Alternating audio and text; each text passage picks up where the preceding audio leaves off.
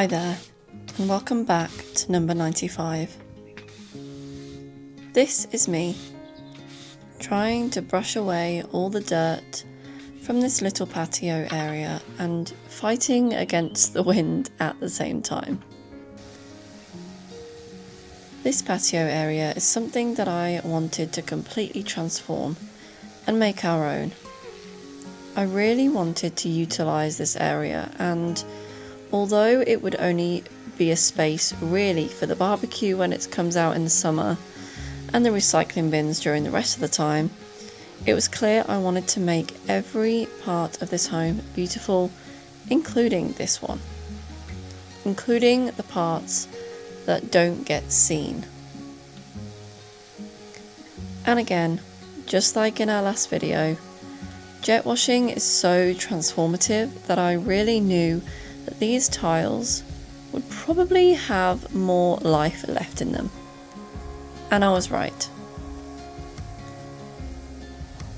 I wanted to get this space just right, and I feel like I did just that. However, unfortunately, this space was not drainage friendly, which means you'll have to come back for another video where I show you the finished space. I want to really thoroughly jet wash the area before I show you the finished result.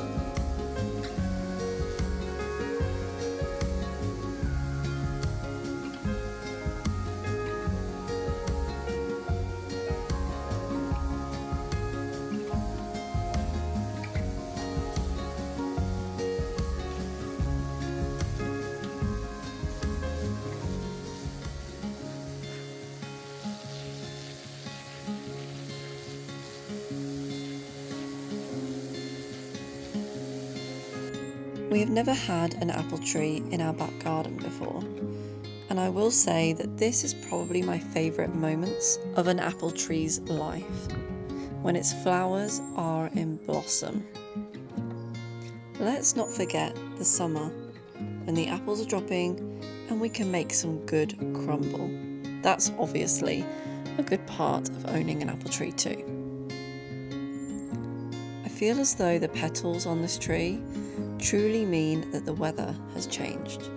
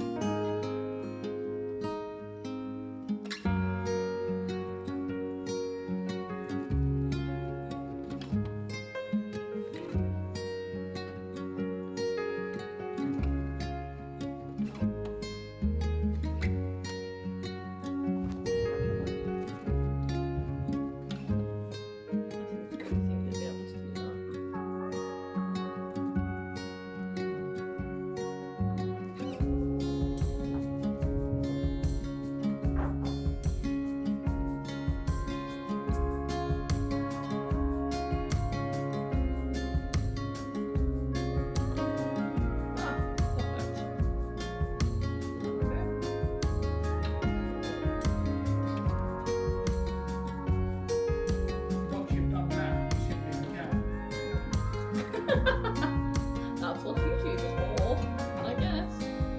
Because my knowledge, as far as I'm aware,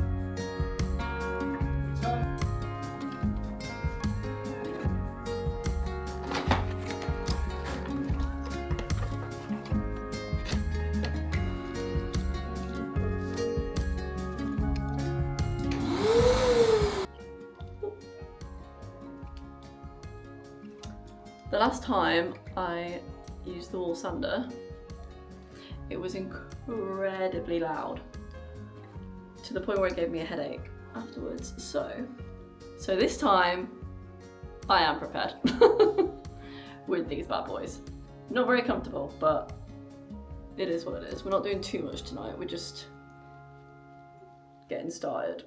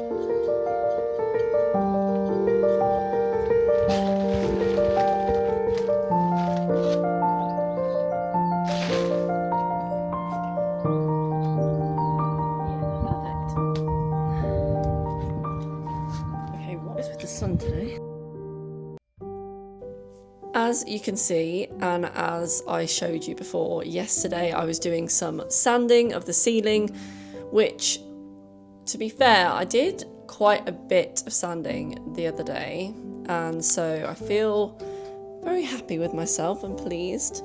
I will not come any closer because I still, even though I had a shower, not a quick shower, an everything shower, I still have powder in my hair from the sand. So I need to give that a good scrub tomorrow. When I dried my hair, I realised that I still had stuff in my hair, and I thought, I'm going to be doing more on Saturday, so there's no point in like scrubbing it out really. I'll just wait till tomorrow, which is Saturday, and then I will scrub my hair after I finish sanding the ceiling, because I haven't quite finished that yet. So that's this weekend's job. Sorry, it's been a long work day today. There are a couple of jobs we're doing this weekend. So number one, we're going to try and remove the radiator. Reason being is strip the wallpaper from behind there and sand it all down and remove the skirting board. Forgot the word then. Remove the skirting board and everything like that. So we're going to do that at the weekend. Next, we're going to make sure the ceiling is completely sanded.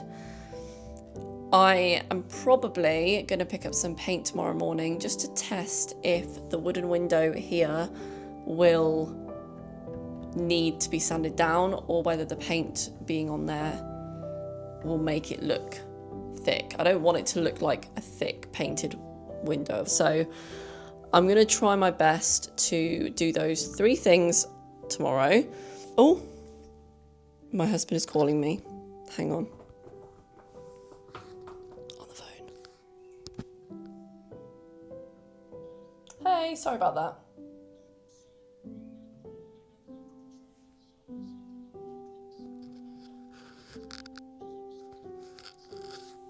Yeah. I don't think so, no.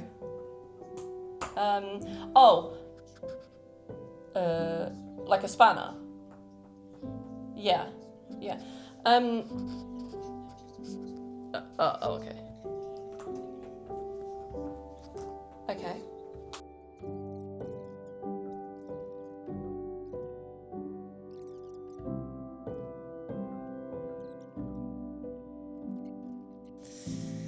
Anyway, yeah, so those are the few projects that we have lined up for this weekend. Hopefully all goes well. I was planning on trying plastering the ceiling, but I don't think I'm going to do that tomorrow. I want to fully prep the room so that it's ready to be worked on, and I'd rather sand all the walls first and then go from there. So I think that's what I'm going to do first. And then, we'll see how it looks. I will let you know because, I will say,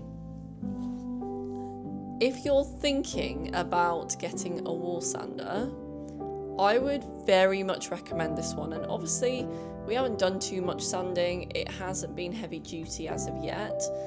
Obviously, it's quite a heavy duty tool, and to be honest, it's very light for what it is, and it's probably, I'm going to be using that sander on every part of the house, including the shelves. I'm going to be using the wall sander on the shelves that we're sanding down, so it definitely is worth the money.